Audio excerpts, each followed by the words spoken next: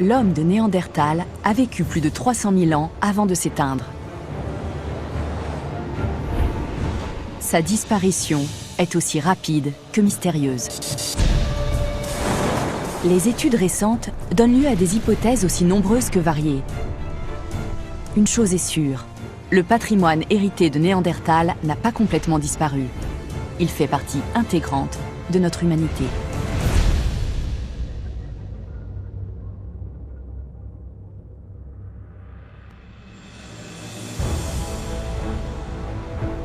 Nous sommes à Gibraltar, à l'extrémité de la péninsule ibérique. Un vaste complexe de grottes émaille ici les rives de la Méditerranée. Aujourd'hui, elles sont envahies par l'eau. Mais il y a 24 000 ans, en pleine période glaciaire, le niveau de la mer se trouvait 130 mètres plus bas. De vastes plaines s'étendaient au pied du rocher de Gibraltar. C'était le territoire des derniers Néandertaliens. De nombreux sites ont livré des fossiles d'hommes de Néandertal ou des traces d'occupation néandertalienne. Mais à Gibraltar, la densité de sites au kilomètre carré est absolument inégalée. Gibraltar était leur bastion. Le peuplement y a été continu. Ils se sont maintenus ici plus longtemps que nulle part ailleurs. Dans cette enclave, ils chassent le gibier.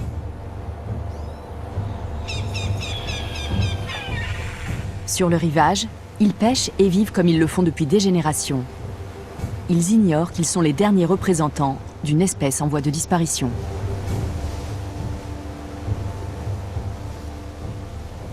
Quand les groupes voisins installés plus au nord ont disparu, ils n'ont pas compris qu'ils étaient au bord de l'extinction. Autrefois, leur espèce peuplait toute l'Europe et une partie de l'Asie.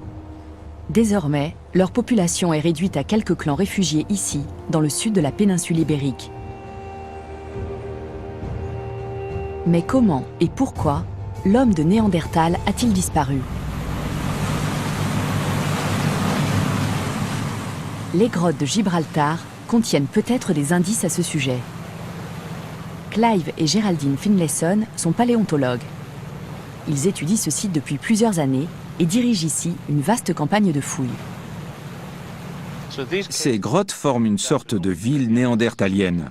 Néandertal a longtemps peuplé la zone et toutes ont été occupées. Certaines ont été envahies par la mer et les traces ont disparu. Mais nous avons encore largement de quoi fouiller.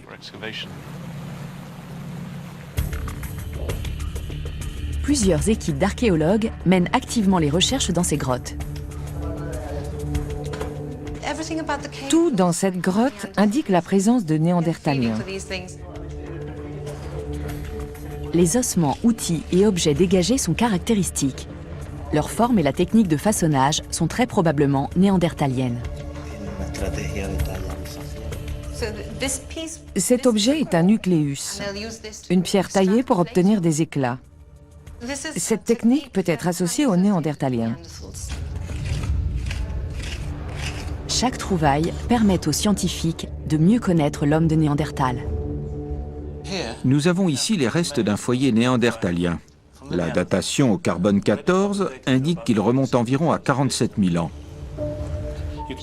On voit la concentration de charbon, surtout là, au cœur du foyer. Des hommes de Néandertal se sont tenus ici. Nous avons trouvé des restes de cervidés et d'autres animaux. Et ici, il y avait un grand feu.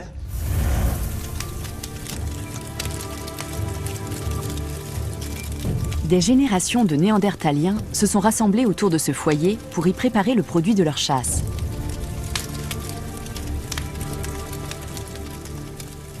Nous sommes loin des hommes singes, dépeints par les hommes de science, quand l'espèce a été découverte en Allemagne en 1856.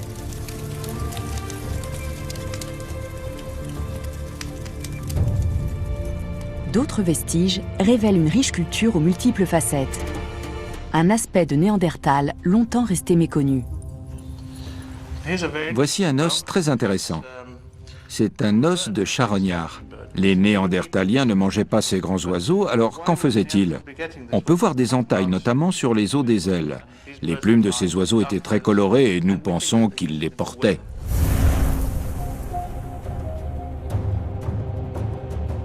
D'autres objets suggèrent que les Néandertaliens ornaient leur corps de peintures et de parures. C'est la marque d'une pensée symbolique.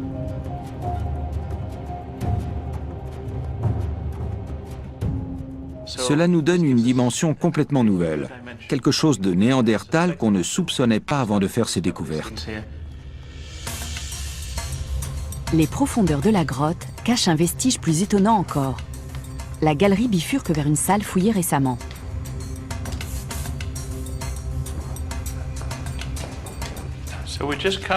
Nous arrivons dans un lieu que les Néandertaliens devaient particulièrement apprécier. Nous avons trouvé quelque chose qui était encore inimaginable il y a quelques années. La première gravure rupestre néandertalienne jamais retrouvée. Ce quadrillage a pu être daté au carbone 14. Il remonte au moins à 39 000 ans. Selon les paléontologues, il s'agirait d'une marque tribale, un symbole gravé ici pour faire valoir les droits d'un clan sur la grotte. Ce motif non figuratif prouve que les Néandertaliens étaient capables de pensée abstraite.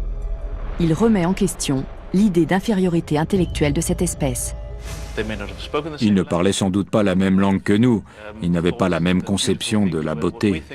Mais ils étaient capables d'abstraction et ils avaient certainement des capacités cognitives comparables à celles de l'homme moderne. Un nouveau portrait de Néandertal se dessine. Un portrait plus proche de nous que celui que nous avions imaginé. Alors pourquoi et comment ont-ils disparu de la surface de la Terre? Qui étaient les Néandertaliens?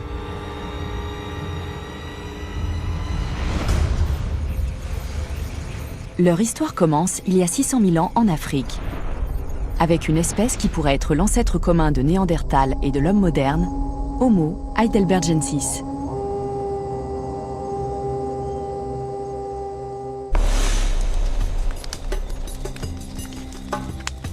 Il serait le premier hominidé à avoir utilisé le feu et fabriqué des épieux à pointe en pierre taillée. Il représente une avancée dans l'évolution. Son cerveau est plus gros, son adaptation va dans le sens de l'humanité. Mais il ne possède aucune des spécialisations des Néandertaliens, ni des hommes modernes.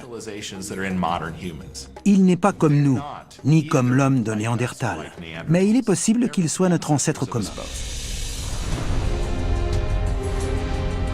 À la recherche d'un gibier plus abondant, certains quittent l'Afrique et colonisent l'Asie. D'autres s'établissent en Europe, jusqu'à l'actuelle région d'Heidelberg en Allemagne. C'est là qu'on a découvert les premiers restes de cette espèce. Quand ils ont quitté l'Afrique pour l'Asie centrale et l'Europe, ils se sont retrouvés confrontés à un climat plus rude. Une variation cyclique dans l'axe de rotation de la Terre a provoqué un bouleversement climatique.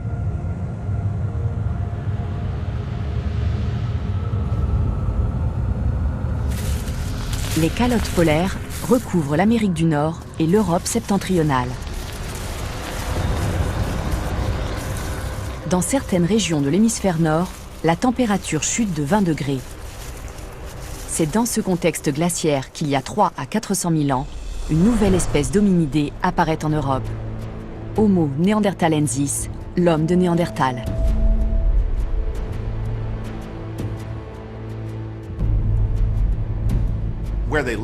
Il s'est adapté à ces régions d'Europe et d'Asie, les plus froides que l'espèce humaine ait connues jusqu'alors. Le teint de Néandertal s'est éclairci. Dans ces régions à faible ensoleillement, la peau claire synthétise mieux la vitamine D nécessaire à l'organisme. Ses cheveux, raides et épais, le protègent mieux du froid. Sa musculature puissante est un atout dans les terrains accidentés. Il était fort et extrêmement résistant. C'était une espèce extraordinaire. Bien adaptés physiquement, les Néandertaliens trouvent la sécurité dans le groupe. Ils vivent en clans très unis et se protègent mutuellement.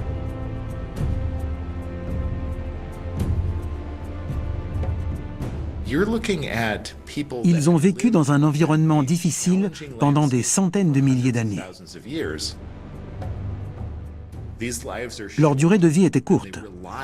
Et donc, les enfants étaient confiés au groupe parce qu'il était toujours possible que les parents disparaissent prématurément. C'est ainsi que les Néandertaliens ont prospéré dans cet environnement glaciaire.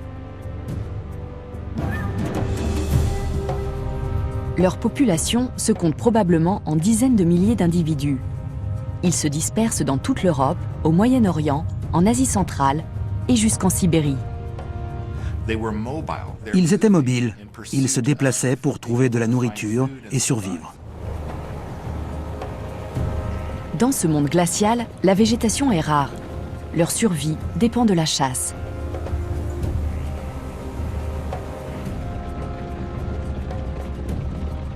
Ils suivent les troupeaux de bisons et traquent des proies plus fuyantes, comme le cerf. Il leur était sans doute difficile de se procurer des aliments d'origine végétale, comme des racines, des tubercules et des fruits. Ils se nourrissaient principalement de la viande des animaux qu'ils chassaient. Leur principal outil de chasse est l'épieu. Une arme puissante, mais surtout efficace à bout portant. Elle fait de la chasse un jeu très dangereux. Cela implique de savoir jauger la situation et d'évaluer le niveau de risque acceptable. Un troupeau de bisons traverse la vallée. Les bêtes n'ont pas encore décelé la présence des chasseurs. L'équipe, bien coordonnée, se rapproche et s'élance pour la mise à mort.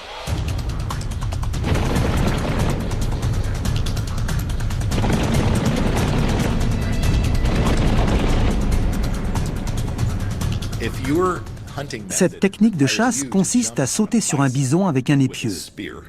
On peut vraiment la qualifier de téméraire. Chaque partie de chasse est une question de vie ou de mort. Mais le risque en vaut la peine. Les Néandertaliens savaient certainement exploiter au maximum le fruit de leur chasse. Ils s'en servaient dans leur environnement et utilisaient toutes les parties de l'animal.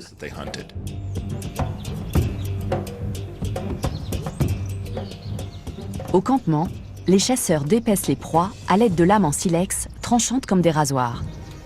Ils cuisent la viande pour rendre plus digestes les morceaux les plus coriaces. Ils grattent et raclent les peaux pour assouplir le cuir et l'attendrir. Une fois les peaux préparées, ils s'en faisaient des vêtements. Ils se servaient de pierres pour fabriquer des outils rapidement. Ils maîtrisaient leur environnement. Les Néandertaliens sont maîtres de leur monde. Mais leur suprématie va être menacée par une autre espèce.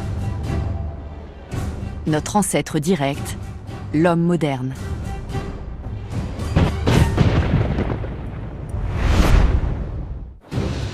Nous sommes dans l'Europe de la dernière période glaciaire, il y a 40 000 ans. L'homme de Néandertal est maître des lieux depuis 300 000 ans.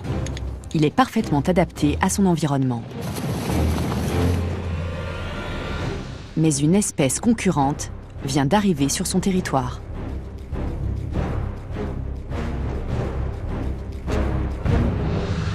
Homo sapiens, l'homme moderne. C'est un lointain cousin de Néandertal. Il apparaît il y a 200 000 ans dans la savane africaine.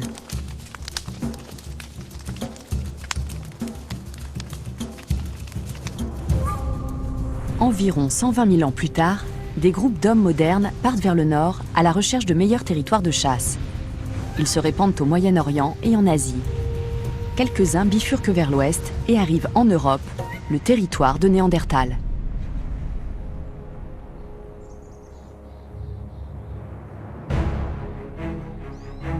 Ils ont des lances, une arme faite pour tuer à distance. Et leur apparence est bien différente des Néandertaliens.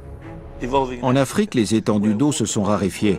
La sélection naturelle a donc privilégié la capacité à se déplacer rapidement sur de longues distances. Et l'homme est devenu un spécialiste de la course d'endurance. Il a mis au point un outillage facile à transporter. les nouveaux convoitent les territoires de chasse des Néandertaliens.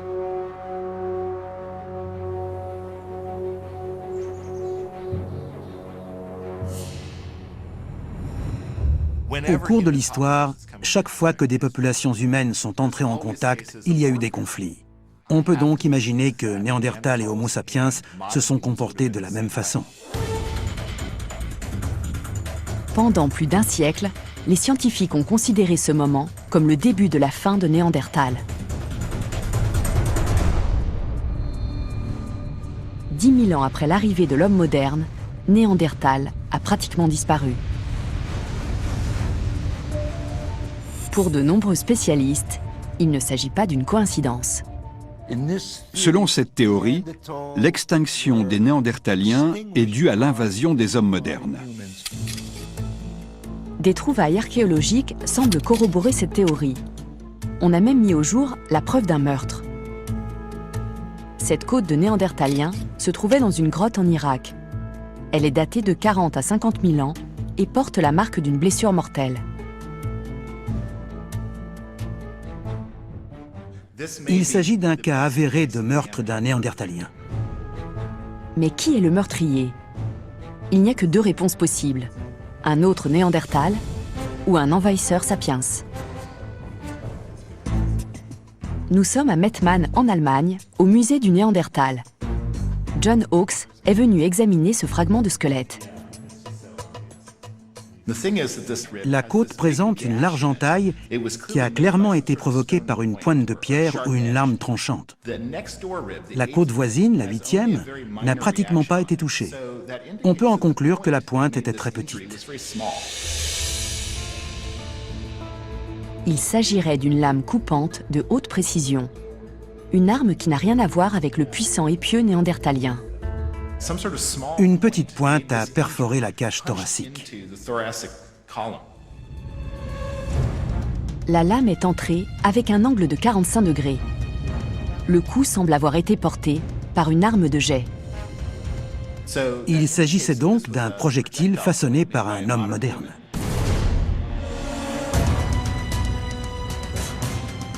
Il y a bien eu des conflits entre les espèces.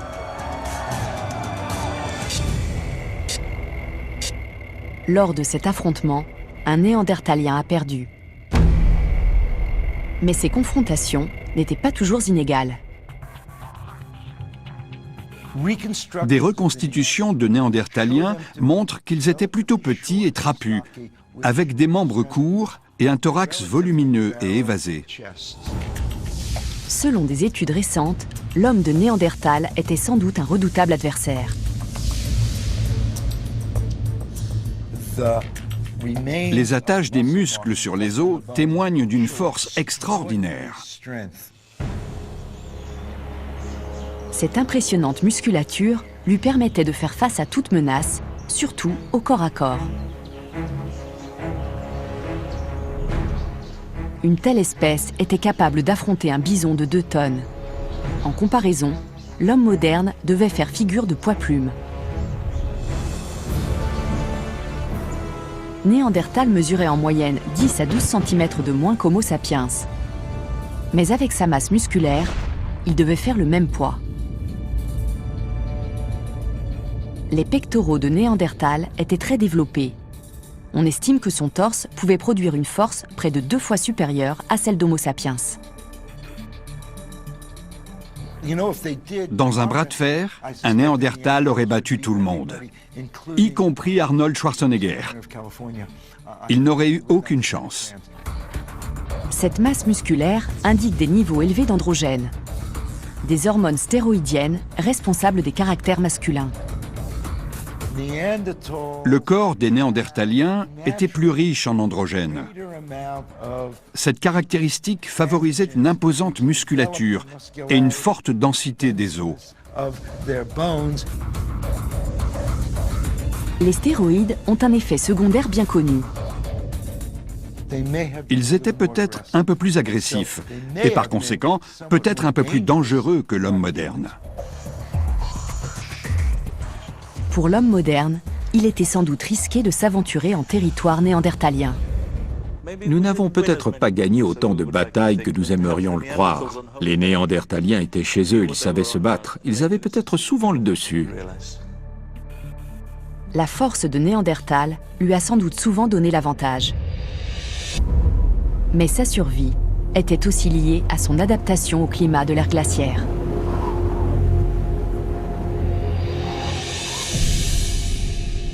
Qui était le mieux bâti pour résister à un froid extrême? Le Néandertalien, musclé et trapu? Ou l'homme moderne, grand et mince? Venez, on va vous équiper. Pour le savoir, nous avons fait appel à 2 volontaires.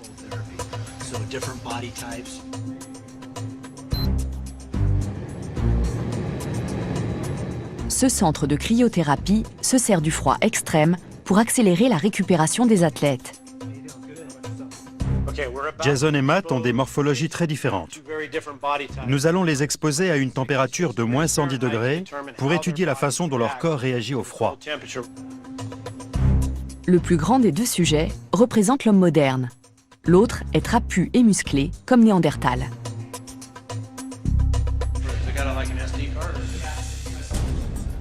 Pour affronter le froid extrême, les 2 hommes protègent leurs mains, leurs visages, leurs oreilles et leur tête. Nous allons utiliser l'imagerie thermique pour voir ce qui se passe avant et après le traitement. On commence par mesurer la température de leur peau. 35,5 et 35 degrés, c'est très proche. Maintenant, ils vont rester 3 minutes dans une salle à moins 110 degrés. C'est 16 degrés de moins que la température la plus basse jamais enregistrée sur Terre.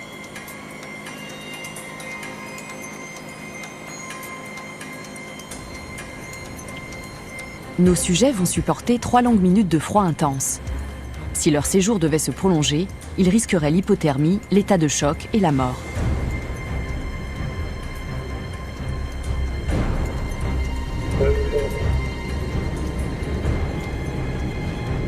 Les techniciens de laboratoire surveillent de près les 2 hommes. Les 3 minutes sont enfin terminées.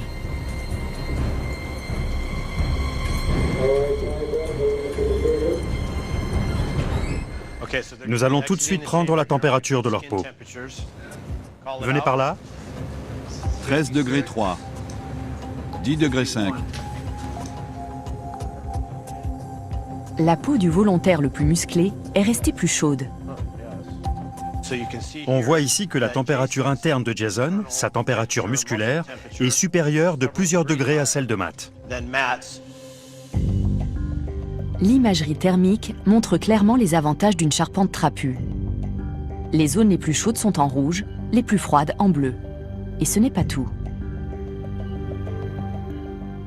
C'est intéressant. À la minute où ils sortent, ils commencent à se réchauffer. Et Jason se réchauffe assez rapidement. Le corps le plus musclé semble récupérer plus vite. Mais pourquoi ? La zone du squelette où se trouve le muscle est plus vascularisée. Le sang afflue plus vite dans ces parties du corps. Les Néandertaliens possédaient une force physique et une endurance supérieures. Mais quel était l'avantage des hommes modernes? Probablement ses capacités intellectuelles.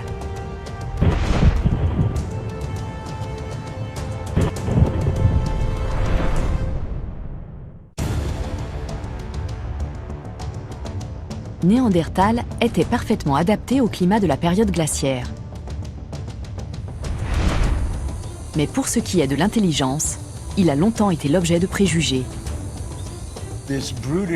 Une grosse brute qui assomme sa femme avec un gourdin et la traîne dans une caverne. Voilà l'image que l'on a de Néandertal. Cette réputation remonte à la découverte de cette espèce. Les Néandertaliens ont été découverts en 1856. À cette époque, les Européens se représentaient le passé de l'humanité comme quelque chose de très primitif. L'homme de Néandertal collait parfaitement à cette image. Ce qui frappe alors les hommes de science, c'est son bourrelet sus orbiter. La marque d'une espèce pas tout à fait humaine et moins intelligente. Mais quelles sont les différences entre le cerveau de Néandertal et le nôtre? C'est ce type de comparaison qui a déclenché l'intérêt de John Hawkes pour l'homme de Néandertal. Je travaille sur l'homme de Néandertal depuis 20 ans. Ce qui m'attire chez lui, c'est qu'il est très proche de l'homme moderne. Et pourtant, il y a un fossé entre nous. Quand on l'étudie, c'est un peu comme si on se regardait nous-mêmes dans une sorte de miroir déformant. John Hawkes examine des crânes de Néandertaliens mis au jour en France. L'image 3D permet d'étudier la paroi intérieure du crâne et d'en tirer des informations sur le cerveau des Néandertaliens. Il présente un bourrelet susorbitaire très prononcé. Il est possible que cela ait eu un impact sur la partie du cerveau qui se trouvait juste derrière.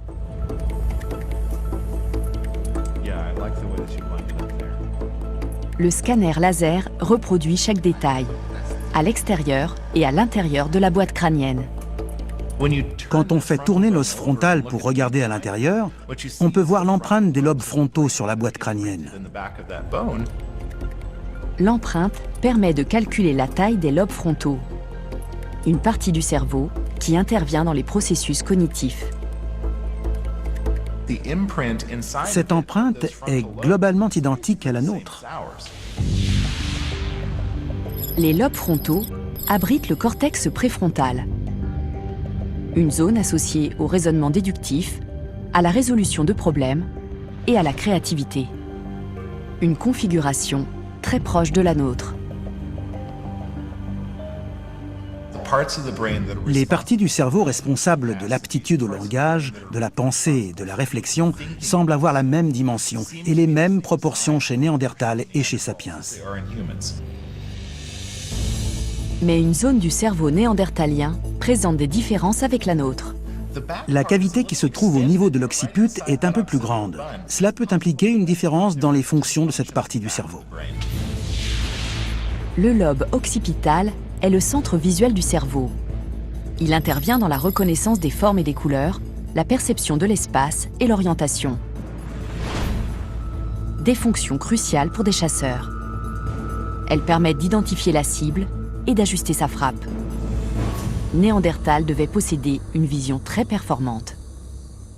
C'est une différence fonctionnelle possible entre Néandertal et nous. Mais l'intelligence de Néandertal se mesure avant tout à sa capacité de s'adapter aux défis posés par son environnement, à innover au même rythme que son rival Sapiens. Pour l'évaluer, nous disposons des outils qu'ils ont façonnés.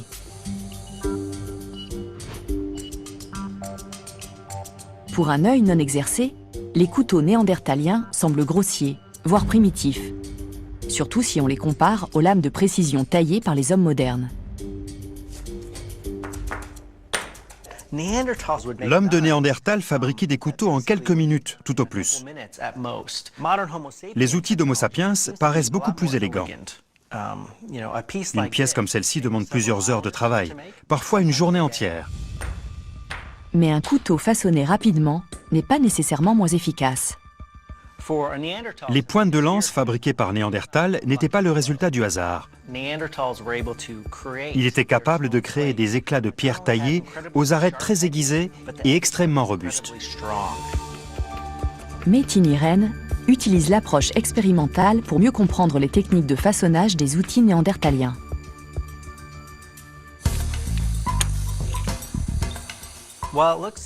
À première vue, ces éclats n'ont pas l'air très élaborés.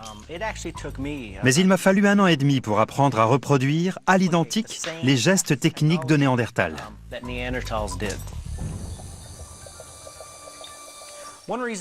Si cette technique est si difficile à maîtriser, c'est parce qu'il faut avoir une idée précise de la forme qu'on veut tirer de la pierre. Les tailleurs de pierre néandertaliens repéraient les petites fissures dans le silex. Ils visualisaient la lame dans chaque nucléus et frappaient de façon à l'en extraire. Un néandertalien pouvait fabriquer facilement 50, 60, voire 70 éclats à partir d'un seul nucléus de silex. C'était une production rationalisée. La comparaison avec un couteau actuel montre la grande efficacité des lames néandertaliennes.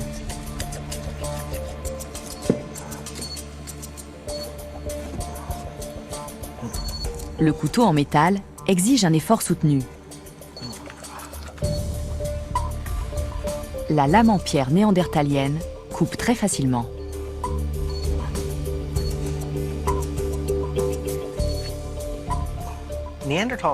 Les couteaux de Néandertal étaient aussi tranchants que les nôtres. Ils sont le résultat d'une technique très perfectionnée.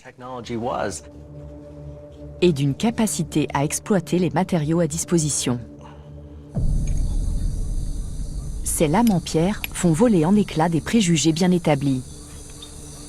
Pour ce qui est de l'outillage, Néandertal faisait jeu égal avec Homo sapiens. L'inventivité des Néandertaliens surpassait même parfois celle de notre espèce.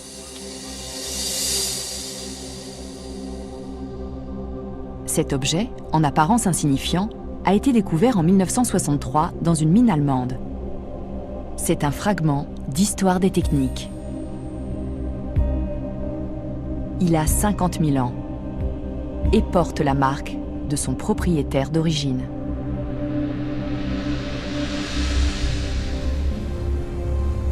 Ce qu'on voit là, c'est la marque laissée par du bois. De l'autre côté, il y a une autre empreinte, celle d'une pointe en pierre. Et en dessous, on a l'empreinte d'un doigt de néandertalien. Le caractère exceptionnel de cet objet vient surtout de la matière qui le compose. L'analyse chimique a révélé qu'elle n'existait pas à l'état naturel. On serait donc en présence de la plus ancienne matière artificielle au monde. C'est un adhésif extrait de l'écorce du bouleau, appelé brai de bouleau, une sorte de colle forte préhistorique. Les Néandertaliens utilisaient ce goudron pour fixer les lames de pierre sur des manches en bois. Cette technique faisait de leurs épieux des armes robustes et meurtrières. Mais le plus impressionnant, c'est le procédé mis en œuvre pour obtenir la colle. Il a fallu l'équipement sophistiqué d'un laboratoire pour le reconstituer. Pour inventer cette recette, puis la mettre au point, on a dû procéder par tâtonnement. Et on a eu du mal à la reproduire.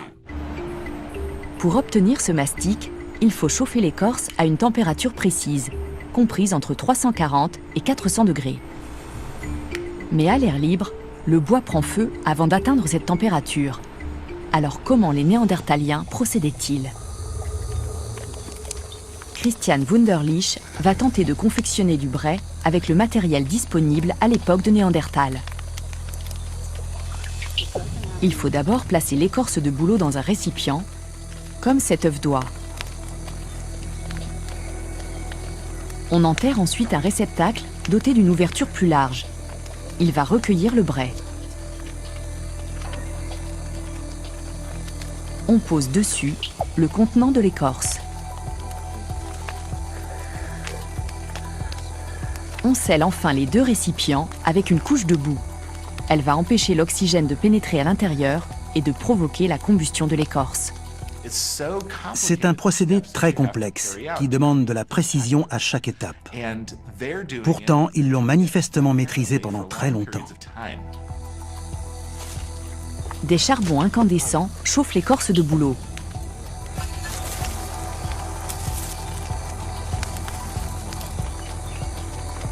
Lorsque la température approche de 400 degrés, le brai huileux commence à suinter. Environ 30% de l'écorce de bouleau se transforme en brai. Le processus dure 20 à 30 minutes, mais le procédé est vieux de 200 000 ans.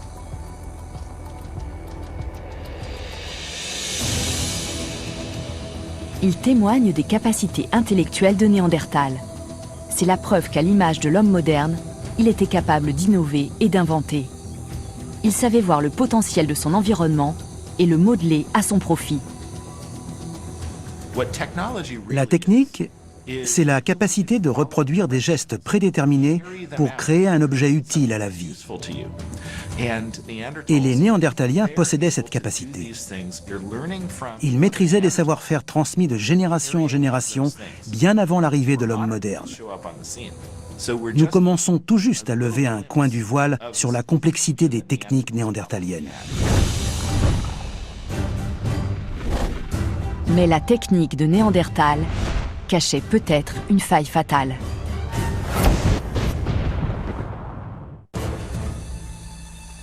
On sait aujourd'hui que les Néandertaliens possédaient une plus grande force physique que les Homo sapiens. Ils étaient tout aussi intelligents et novateurs. Alors pourquoi ont-ils disparu alors que l'homme moderne a survécu? Leurs stratégies de chasse peuvent-elles l'expliquer? Les Néandertaliens attaquaient leur proie à l'aide des pieux, des armes de contact.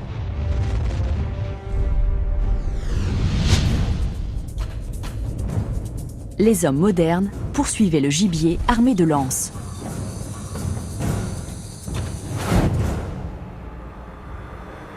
Les Néandertaliens ont-ils été supplantés par de meilleurs chasseurs munis d'armes de jet?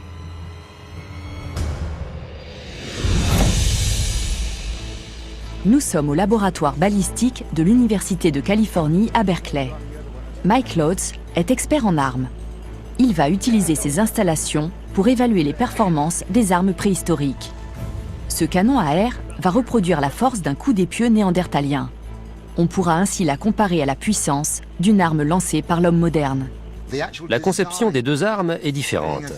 Le manche de la lance est plus fin pour limiter les frottements dans l'air. Le gel balistique va permettre de comparer l'efficacité réelle de chacune des armes. On teste d'abord la lance de l'homme moderne.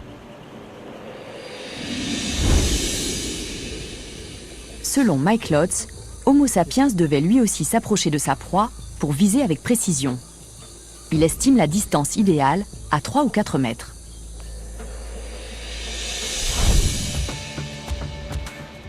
Mais quelle est la puissance d'un jet à cette distance?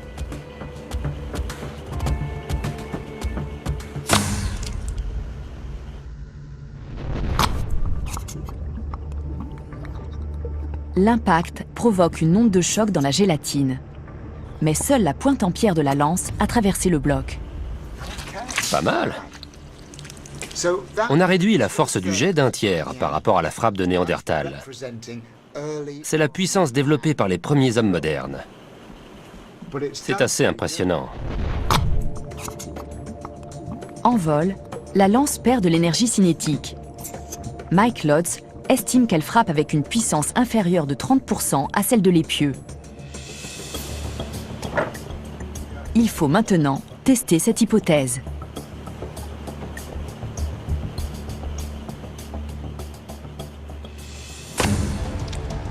Ah ouais. C'est impressionnant. L'entaille est propre. Et très profonde. L'épieu a entamé le matériau. Cette frappe devait faire beaucoup de dégâts et entraîner une hémorragie.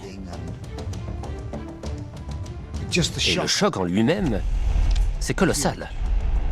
C'est un choc capable de provoquer un arrêt cardiaque. Ces tests montrent que l'épieu tient tête à la lance. C'est même une arme plus puissante. Elle constituait plutôt un atout qu'une faiblesse à exploiter par l'homme moderne. Un corps taillé pour le froid. Une technologie perfectionnée au cours de 300 000 années d'existence. Néandertal avait clairement l'avantage dans l'Europe de l'ère glaciaire. L'homme moderne est arrivé, mais les Néandertaliens ont subsisté. Il a fallu du temps à Homo sapiens pour s'imposer dans les habitats où les Néandertaliens étaient toujours bien présents. Il y a encore des gens qui considèrent Néandertal comme inférieur et qui prétendent que nous avons éliminé définitivement tout ce qui se trouvait en travers de notre chemin. C'est absurde. Aujourd'hui, les paléontologues s'accordent sur un point. l'homme moderne n'a pas éliminé Néandertal. Alors qu'a-t-il manqué à ce dernier pour survivre? Longtemps, les spécialistes ont pensé que Néandertal manquait de compétences sociales. Comparé à l'homme moderne, il aurait été incapable de tisser des liens pour sa sécurité et sa protection. Cette affirmation est aujourd'hui contestée.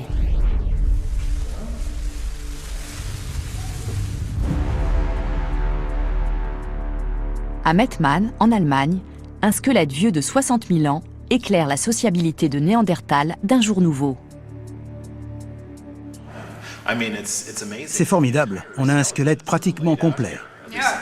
Oui, il est extrêmement bien conservé. Ce squelette a traversé les millénaires, enveloppé dans une gangue de terre. C'est la preuve que les Néandertaliens enterraient leurs morts. Il ne serait pas aussi bien conservé si le corps n'avait pas été placé volontairement dans un trou. Oui, et il est encore en connexion anatomique. Le bras droit est replié sur le corps, comme si on l'avait délicatement placé ainsi.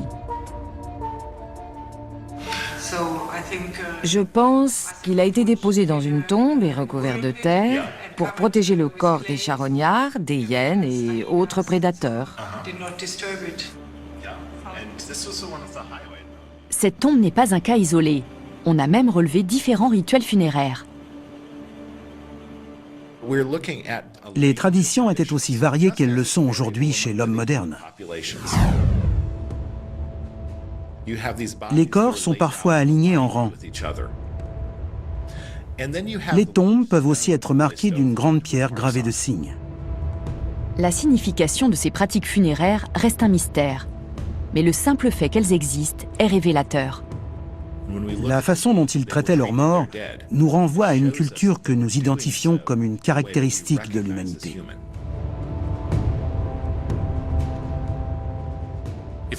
S'ils enterrent leurs morts, c'est qu'ils croient quelque part à un au-delà.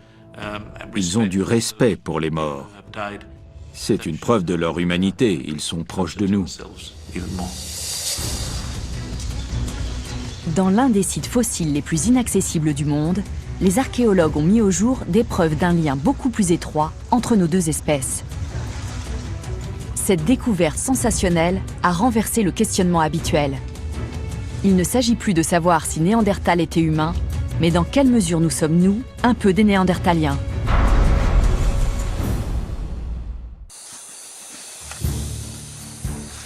Nous sommes en Roumanie, dans la chaîne des Carpates. Une équipe d'archéologues va retourner sur les lieux d'une découverte majeure. Ce site a prouvé que des hommes modernes et des Néandertaliens ont coexisté en paix. Son emplacement exact est tenu secret afin de le protéger des pilleurs de fossiles. Ici, en 2002, les spéléologues sont tombés sur une mandibule humaine. Cette découverte a donné lieu à une campagne de fouilles qui a duré 3 ans.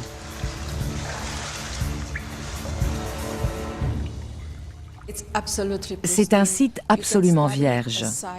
Ici, on peut étudier un site complètement neuf qui n'a jamais été perturbé. C'est très rare dans une carrière scientifique.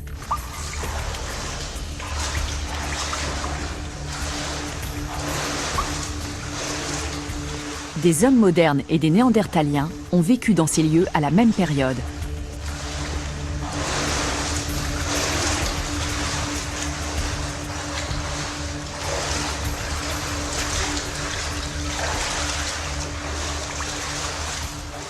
L'équipe suit leurs traces.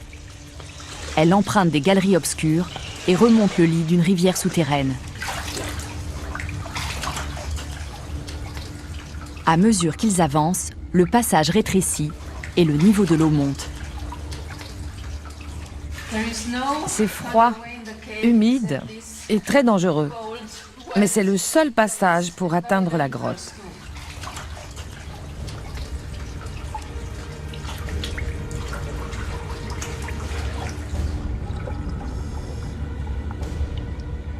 La progression se fait à tâtons, dans l'eau trouble. Il débouche enfin sur une vaste salle.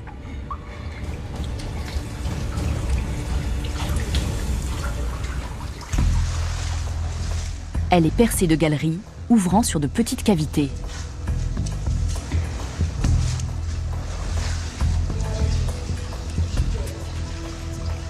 L'équipe reconnaît les lieux. Puis, la marche se poursuit vers l'emplacement de la découverte.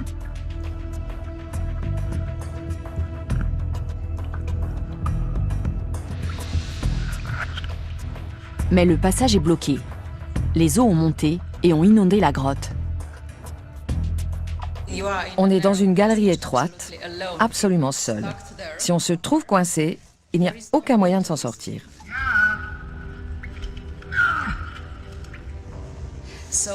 Le moindre pépin, et c'est la fin. Poursuivre l'expédition est trop dangereux et les spéléologues renoncent à continuer. Mais il y a plus de 10 ans, ils avaient pu franchir ce passage critique. Ils avaient alors atteint une salle isolée.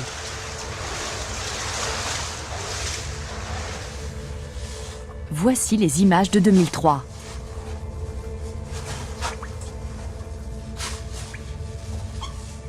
Cette salle cachée dans les profondeurs de la grotte a été baptisée la caverne aux ossements. Le sol est jonché d'os d'animaux, de restes d'ours et d'autres grands mammifères, les cibles favorites des chasseurs préhistoriques. Il y en a là, on en retrouve d'autres ici. Mais des ossements humains sont éparpillés parmi eux.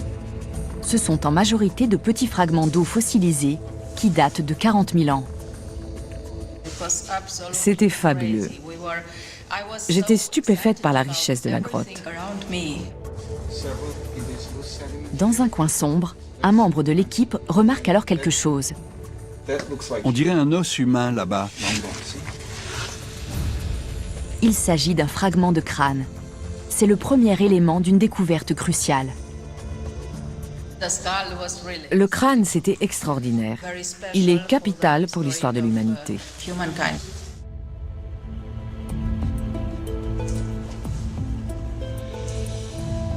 Ce trésor est maintenant gardé sous clé.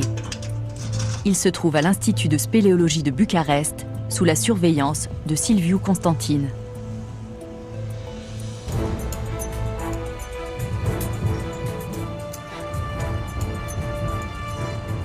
On a un crâne qui combine des traits de sapiens et de Néandertal. C'est le genre de découverte qui n'arrive qu'une fois dans la vie.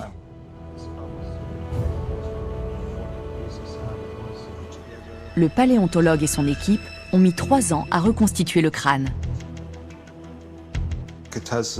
Il a un visage allongé, ce qui ne se rencontre pas chez l'homme moderne. Les dents sont également différentes. Elles sont trop grosses pour un sapiens. Par leur taille, elles se rapprochent beaucoup plus de celles de Néandertal. Et puis, le trait le plus caractéristique.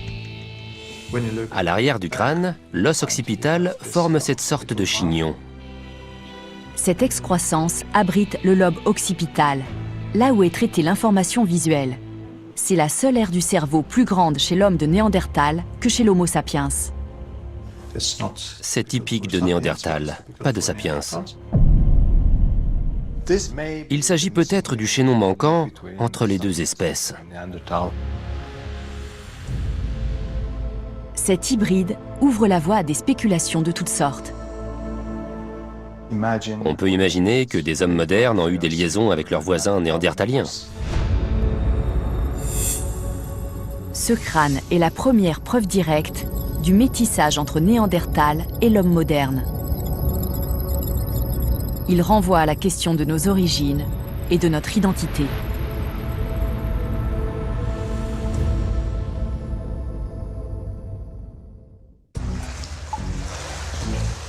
Le crâne découvert en Roumanie est celui d'un homme moderne.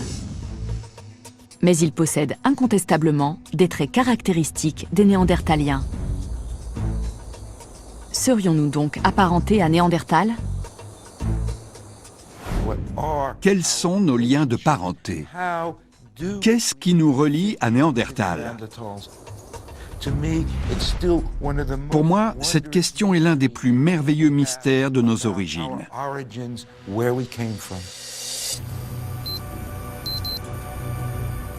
À l'Université de Washington, des généticiens recherchent des traces de Néandertal dans notre ADN.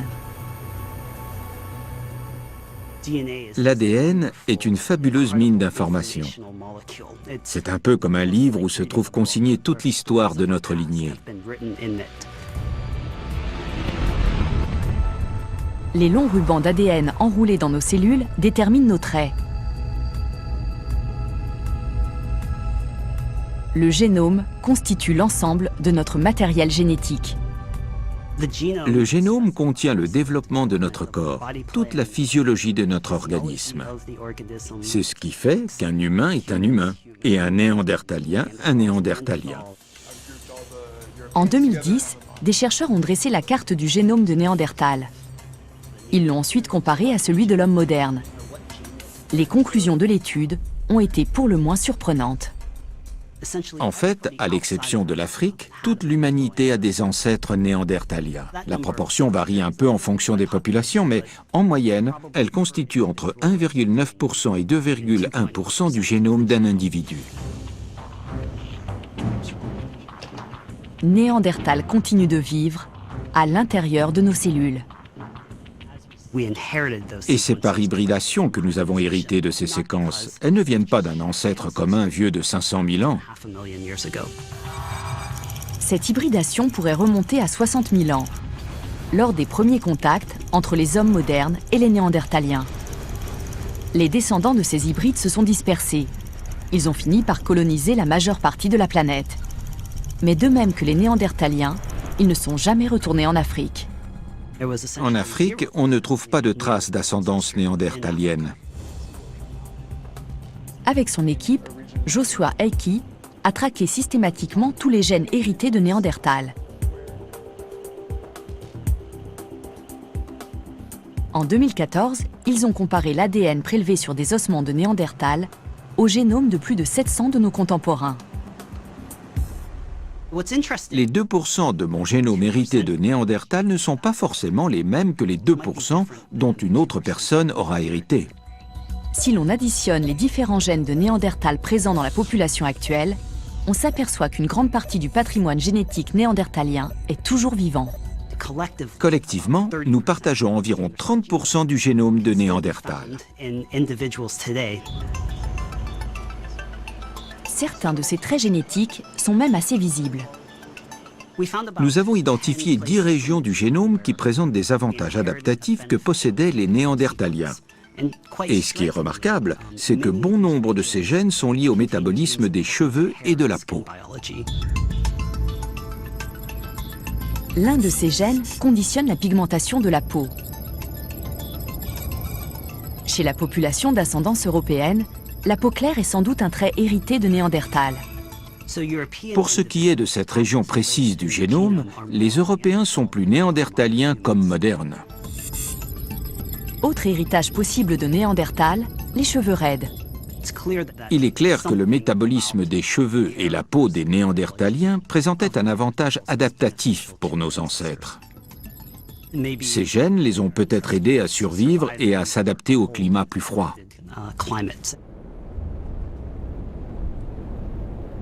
Aujourd'hui, certains de ces avantages sont devenus des inconvénients.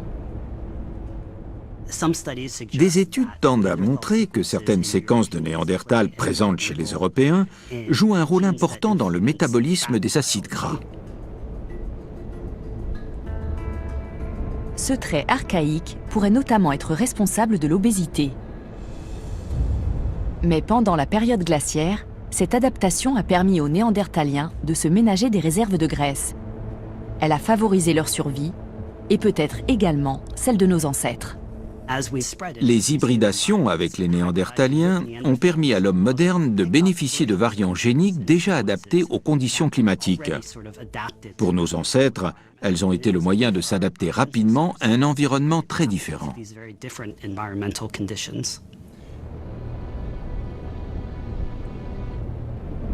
Mais si les gènes des Néandertaliens nous ont aidés à survivre, pourquoi ont-ils disparu ?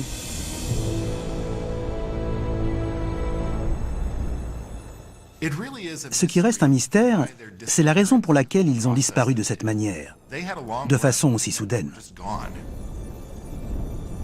Il existe une dernière hypothèse. Elle est à la fois géographique et climatique. Il y a 40 000 ans, l'homme moderne a colonisé l'Afrique, l'Asie, l'Europe et même l'Australie. L'espèce compte quelques centaines de milliers d'individus. Les Néandertaliens, en revanche, n'auraient jamais dépassé les 100 000 individus. De plus, ils sont restés confinés en Europe et en Asie. Ils étaient donc plus vulnérables à des catastrophes locales. Les Néandertaliens se sont adaptés au froid et ils ont longtemps prospéré. Mais ils évoluaient dans un environnement très difficile. L'environnement est peut-être devenu trop extrême, trop dur, même pour les Néandertaliens.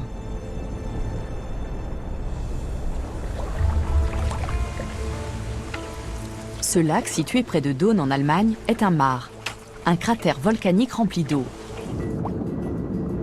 Sa couche de sédiments retrace 100 000 ans d'histoire environnementale. Les paléoclimatologues de l'université de Mayence ont pratiqué un carottage jusqu'à 30 mètres de profondeur.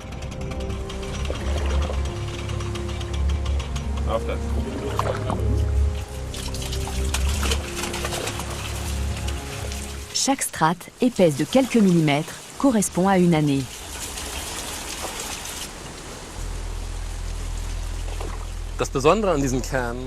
La particularité de ces échantillons, c'est qu'il n'y a pas d'oxygène au fond du lac. Et les sédiments ne sont donc pas perturbés. On peut analyser chaque couche avec une grande précision et même reconstituer le climat année par année. 1 mètre de sédiment raconte l'histoire du climat sur 1000 ans. Les couches sombres sont les résidus de végétaux décomposés. Elles correspondent à une époque où la région était couverte de forêts. Les couches plus claires indiquent des périodes plus froides. Un paysage d'étendue gelée et stérile. Nous voyons ici des changements climatiques rapides. En une décennie, on passe d'une période chaude à une période froide. Ici, les Néandertaliens vivaient dans un paysage de vastes forêts. Et puis la steppe s'est imposée. Il y a 40 000 ans, le monde de Néandertal s'efface. Ces terrains de chasse traditionnels deviennent d'immenses plaines gelées. Mais le pire reste à venir.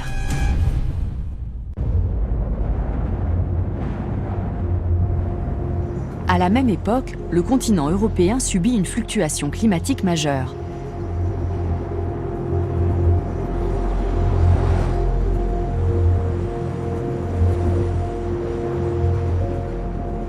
Au nord, les Néandertaliens meurent de froid et de faim.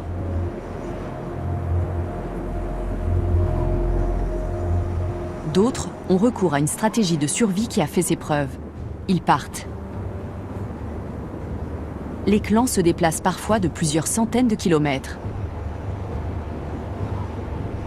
Privés d'abris sous roches, ils confectionnent des tentes en peau de bête.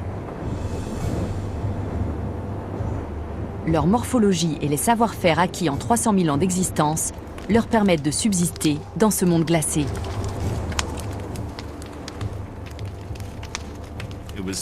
C'était un environnement éprouvant. Le climat était extrême. Et ils ont relevé le défi. Ils ont survécu. Mais l'espèce paie cher ses siècles de lutte. Le nombre d'hommes de Néandertal décline pour arriver vraisemblablement à moins de 20 000 individus. Un seuil critique. Mon hypothèse est que la population néandertalienne était probablement très dispersée et très réduite. Cette situation rend vulnérable à toutes sortes d'événements, y compris des catastrophes comme des éruptions volcaniques ou des tsunamis, si l'on se trouve près des côtes. Sur une population en si petit nombre, l'impact peut être important. Et les éruptions volcaniques ont à maintes reprises changé le cours de l'histoire.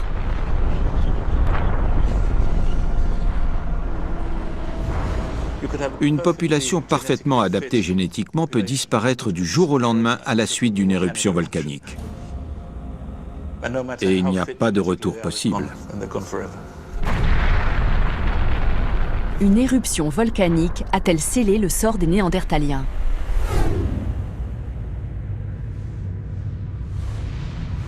La réponse se trouve peut-être dans les profondeurs du Groenland. Ici, la glace forme un coffre gelé.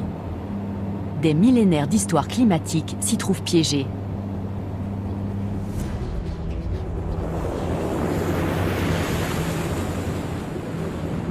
Le centre de recherche n'est accessible que par avion de transport militaire. Il est situé au sommet d'une montagne de glace à 3000 mètres d'altitude.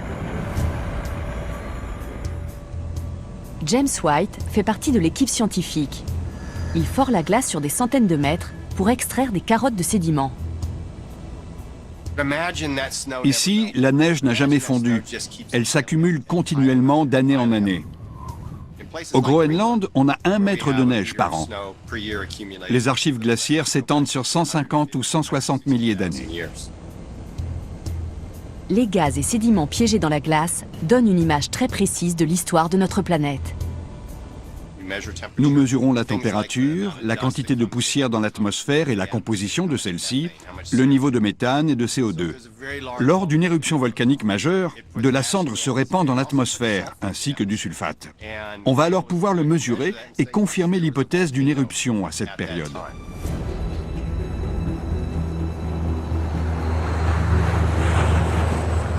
Les carottes prélevées dans la couche de glace du Groenland sont transportées à des milliers de kilomètres de là, dans un laboratoire de Denver, au Colorado.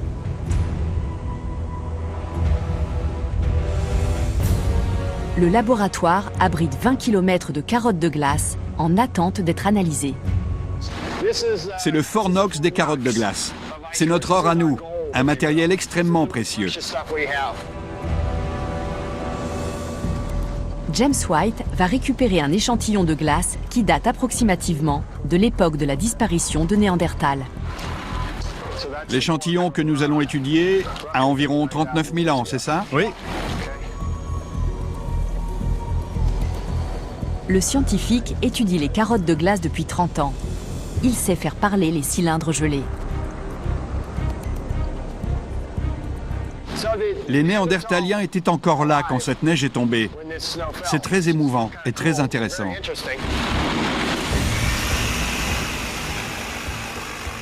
Cendres, éclats de roches volcaniques, composés sulfurés. Tout ce qui porte la marque d'une éruption peut se trouver piégé dans cet échantillon de glace.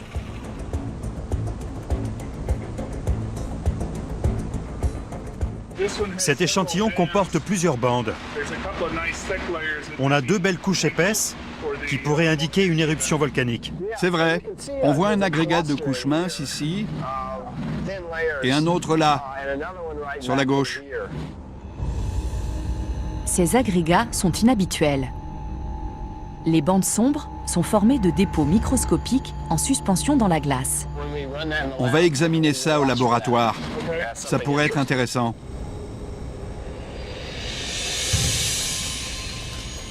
Au laboratoire, la carotte est dégelée couche par couche. Nous traitons la neige tombée semaine par semaine, mois par mois, année par année. Puis on met tout dans la machine pour l'analyser. Les particules et les éléments chimiques piégés dans la glace vont parler.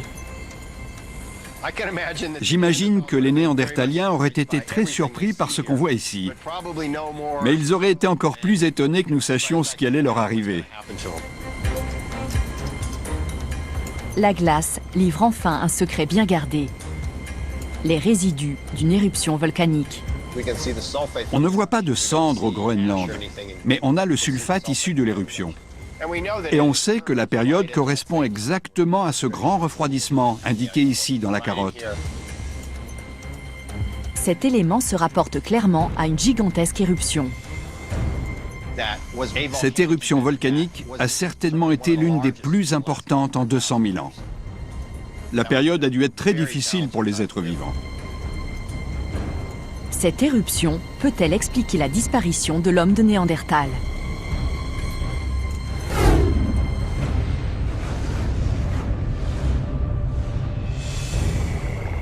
Dans le sud de l'Italie, des géologues enquêtent sur un coupable potentiel. La plus grande structure volcanique d'Europe. Ce géant endormi est sans doute entré en éruption il y a 39 000 ans. Et il est peut-être en train de se réveiller. Ici, le volume de gaz a considérablement augmenté ces dernières années. Il faut absolument le surveiller en permanence. La ville de Naples repose sur un sous-sol en mouvement. À 2 km, la haute stature du Vésuve se dessine. Mais ce n'est pas lui qui menace les 4 millions d'habitants de la région. Une zone volcanique beaucoup plus grande et beaucoup plus dangereuse gronde sous leurs pieds. Les champs Phlegréens. C'est une caldeira qui mesure 13 km de diamètre. Elle est en grande partie cachée sous la surface de la Méditerranée. Il s'agit probablement d'un supervolcan. À l'Institut de géophysique et de volcanologie de Naples, ce géant est sous haute surveillance. Les marégraphes mesurent avec précision le niveau des fonds marins et les sismographes guettent le moindre signe de séisme souterrain. Surveiller la zone est une nécessité absolue. Il faut savoir qu'il y a environ 500 000 personnes qui vivent à l'intérieur de la caldeira. Partout dans la zone, des fumerolles et buées sulfureuses s'échappent du sol.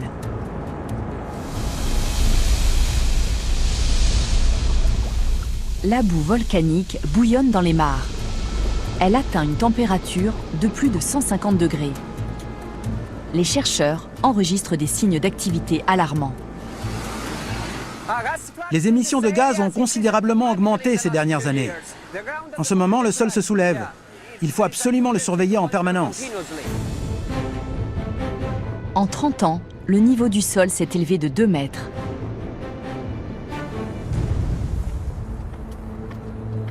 L'activité du volcan a déjà obligé des habitants à abandonner les lieux. Suivez-moi. Je vais vous montrer un phénomène très intéressant. Dans ce bâtiment abandonné, on voit à quel point ces composés sulfurés sont agressifs. Le soufre et le gaz se sont infiltrés dans le plancher et les murs. C'est à 90 degrés. Non, davantage. 100 degrés. D'autres signes sont plus inquiétants encore.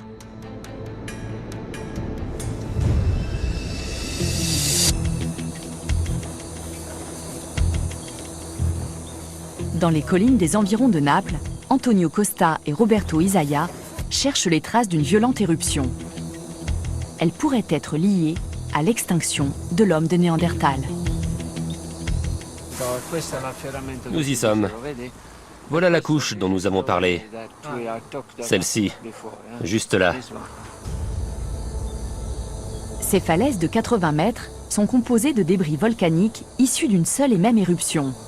Leur hauteur témoigne de la puissance de l'explosion.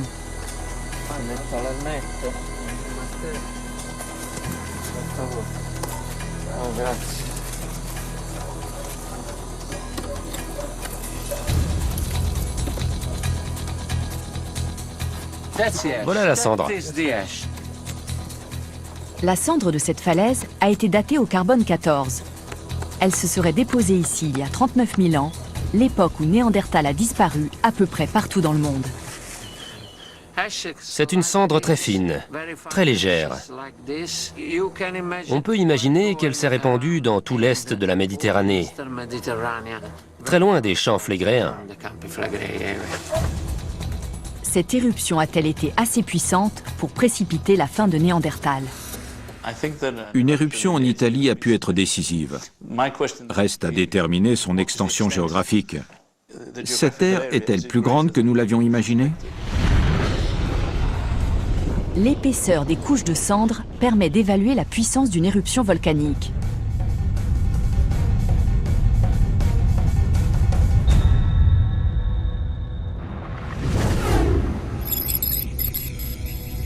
Direction la Roumanie, à 1100 km de Naples.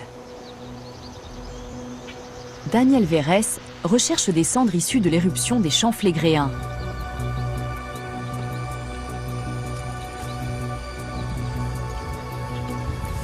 Le géologue est accompagné de son confrère, Ulrich Ambar.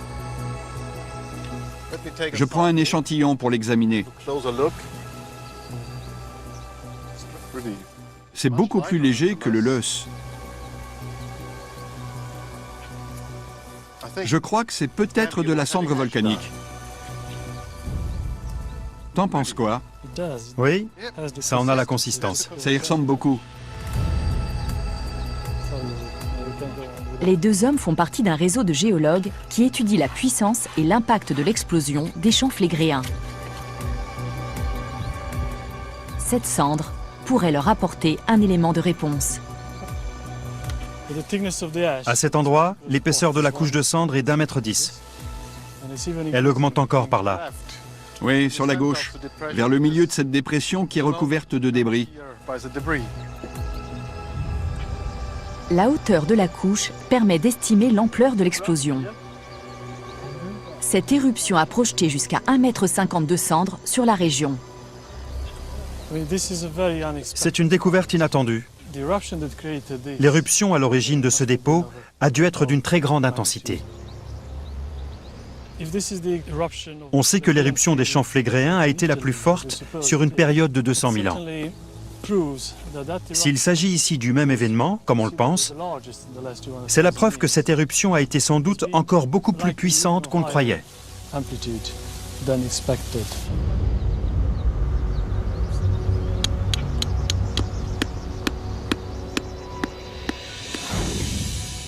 Partout en Méditerranée, des géologues ont ainsi dressé la carte de dépôts de cendres datée d'il y a 39 000 ans, jusqu'en Russie et en Asie. Les échantillons prélevés sont envoyés à l'université de Bayreuth en Allemagne. Ulrich Ambach va les analyser pour déterminer leur provenance. Les cendres volcaniques ont une empreinte chimique unique. Celle-ci est spécifique à chaque éruption volcanique. Un microscope électronique à balayage va permettre de déterminer la composition de ces échantillons. Nous sommes très curieux de voir si les résultats montrent qu'il s'agit bien de l'éruption en Italie. Le résultat de l'analyse est clair. Tous les échantillons ont le même profil chimique. Un profil qui renvoie à une seule et même éruption, l'explosion des champs flégréens.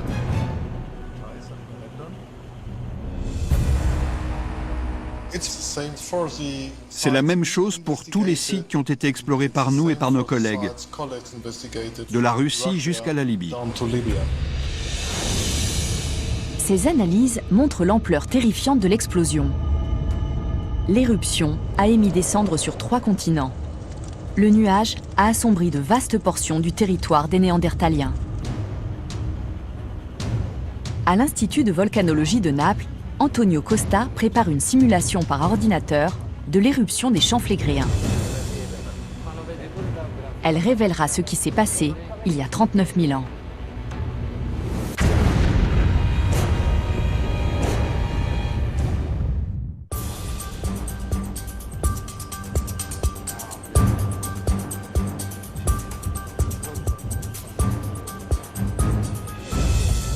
L'éruption des champs flégréens a probablement été cataclysmique.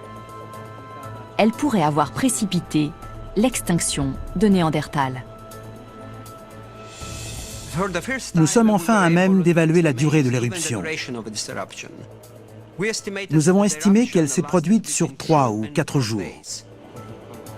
La simulation par ordinateur permet de reconstituer le fil des événements. Retour en arrière, il y a 39 000 ans. Le volcan des champs flégréens domine la région. Il va bientôt exploser.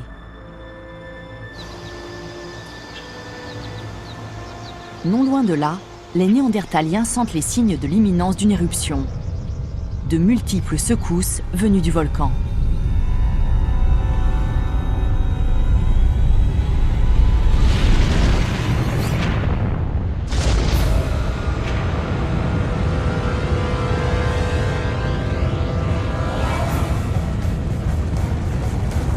L'Europe n'a pas connu pareille explosion en 200 000 ans.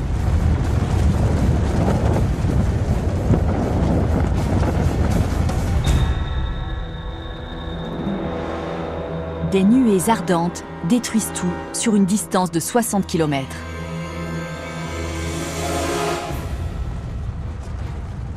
Une avalanche de gaz et de lave incandescente dévale le volcan à plusieurs centaines de kilomètres/heure. Là où passent les coulées pyroclastiques, aucune forme de vie n'a de chance de survivre. Tout est noyé sous des mètres et des mètres de particules et de débris.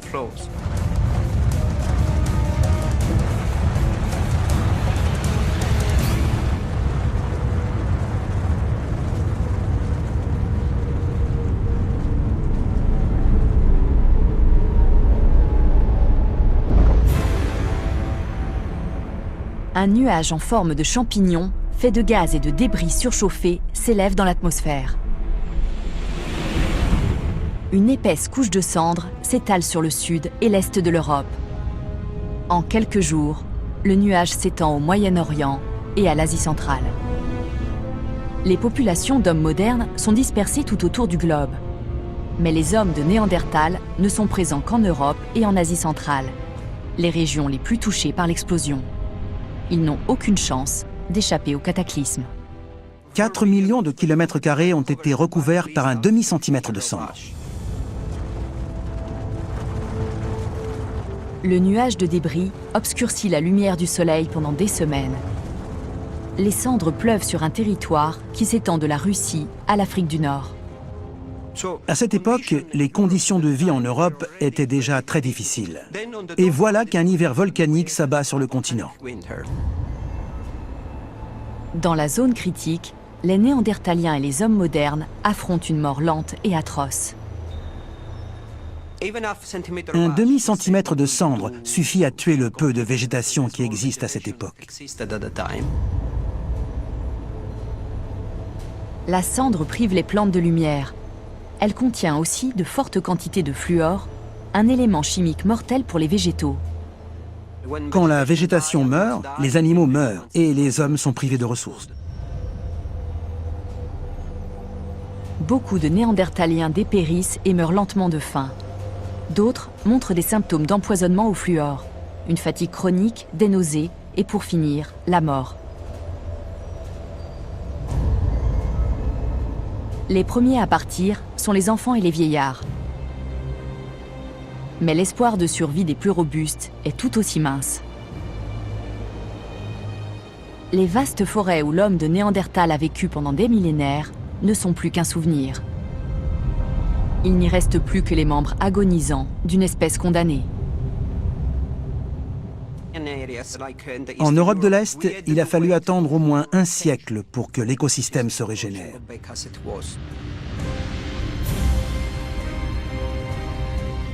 Les hommes modernes et les Néandertaliens disparaissent d'une grande partie de l'Europe.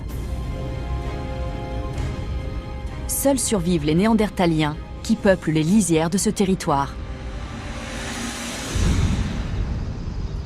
Comme ceux du rocher de Gibraltar. Au cours des 15 000 années qui vont suivre, ils vivront comme ils l'ont toujours fait. Ils ignorent qu'ils sont les derniers de leur lignée. Ils ont continué à vivre du mieux qu'ils pouvaient. Leur population a peu à peu décliné et un beau jour, ils ont disparu. Ils ont laissé derrière eux les vestiges que notre espèce a découverts.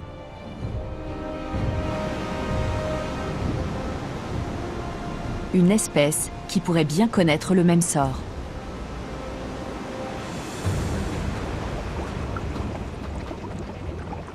« 39 000 ans après cette éruption catastrophique, les champs flégréens restent menaçants.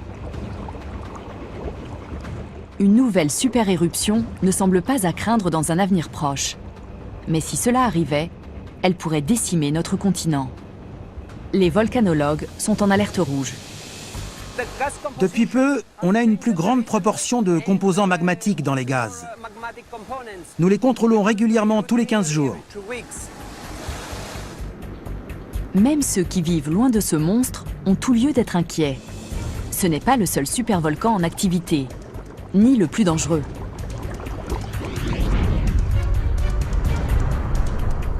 Il en existe 23 sur la planète. Ils menacent les populations de presque tous les continents. Le plus puissant de tous se trouve aux États-Unis. À l'échelle géologique, son explosion est imminente.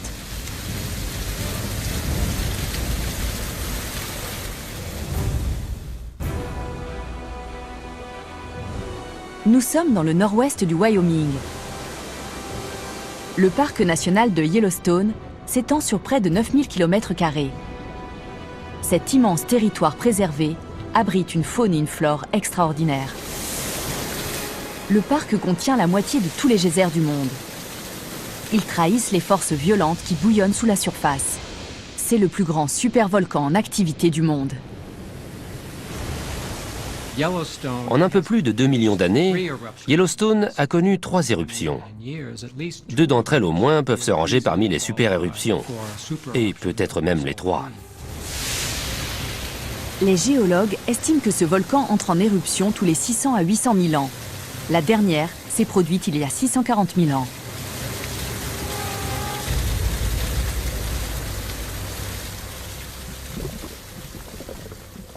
La chambre magmatique est près du point auquel l'éruption pourrait se produire.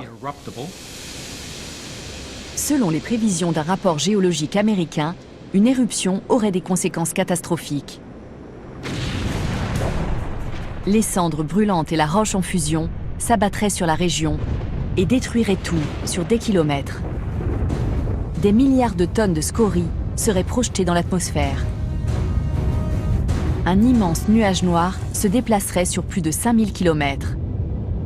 Une grande partie de l'Amérique du Nord serait enveloppée dans un manteau de cendres. Une super-éruption bouleverserait littéralement la physionomie de l'Amérique du Nord. Partout, les récoltes et le bétail seraient détruits. L'Amérique du Nord serait privée de nourriture. Des composés sulfurés toxiques empoisonneraient les réserves d'eau. Les routes et les infrastructures disparaîtraient sous la cendre et les débris. Le lien vital vers les grandes villes de la côte Est serait coupé. Les survivants n'auraient plus d'espoir d'être secourus. En quelques semaines, cette superpuissance s'écroulerait. Mais le désastre ne s'arrêterait pas à l'Amérique du Nord. Les super-éruptions émettent une formidable quantité de matériaux dans l'atmosphère. Un tel phénomène aurait un impact sur l'ensemble de la planète. Partout dans le monde, le Soleil semblerait s'éclipser. La lumière serait obscurcie par les particules en suspension dans l'atmosphère. Le signe précurseur de la phase la plus sombre du cataclysme, l'hiver volcanique, une période de refroidissement qui peut durer des années. L'éruption du supervolcan de Yellowstone pourrait entraîner de graves pénuries de nourriture et une famine de masse. Cet événement menacerait les fondements mêmes de nos civilisations. La planète serait bouleversée, mais l'humanité est fondamentalement résistante. Je crois profondément en notre capacité à surmonter ce genre de catastrophe. Nous pourrions survivre. Comme notre espèce a survécu à l'éruption qui a peut-être causé la perte de l'homme de Néandertal. Nous peuplons toutes les régions de la planète. Nous sommes capables de surmonter un cataclysme qui dévasterait 2 continents. Mais les Néandertaliens n'avaient pas notre envergure mondiale. Ils n'ont pas survécu. Ils étaient au mauvais endroit au mauvais moment. Une seule population a survécu, la nôtre. Ils n'ont pas disparu du fait d'une infériorité intellectuelle. Leur vie était très semblable à la nôtre aujourd'hui. Ils n'avaient pas les compétences qui nous permettent d'organiser de grandes sociétés. Mais quand on regarde ce qu'ils ont accompli à l'intérieur de ces limites, c'est très humain. Ils ont arpenté la planète pendant plus de 300 000 ans. Nous n'en avons que 200 000. C'est sûr que s'il existait un panthéon de l'humanité, Néandertal aurait sa place dedans.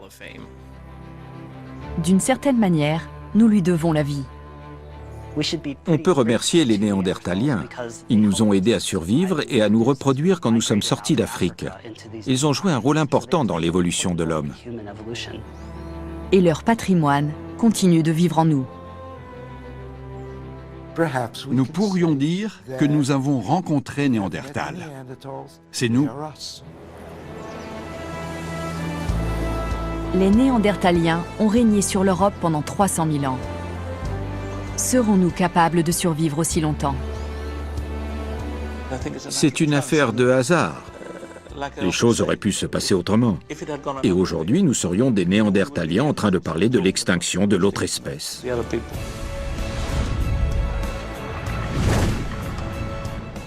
Je ne crois pas que nous serions capables de reconnaître un Néandertalien dans la rue.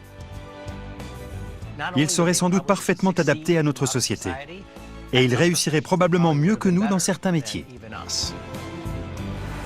Nous sommes désormais la seule espèce humaine de la planète. Mais Néandertal vit toujours dans notre ADN. Peut-être renforce-t-il notre capacité à relever les défis de la vie sur Terre et à survivre, alors que lui-même a péri.